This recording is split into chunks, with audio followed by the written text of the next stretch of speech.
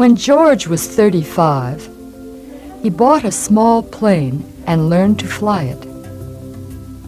He soon became very good and made his plane do all kinds of tricks.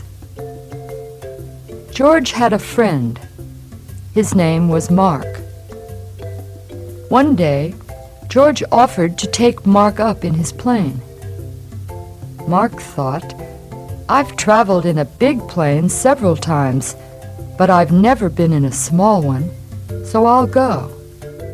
They went up, and George flew around for half an hour and did all kinds of tricks in the air. When they came down again, Mark was very glad to be back safely, and he said to his friend in a shaking voice, "Well, George, thank you very much for those 2 trips in your plane." George was very surprised and said, "2 trips?" "Yes, my first and my last," answered Mark.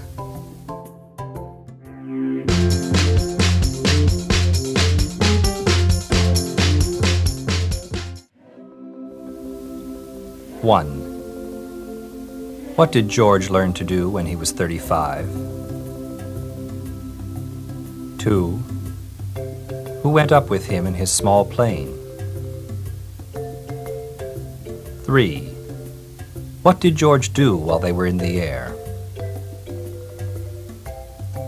4. What did Mark say when they were on the ground again?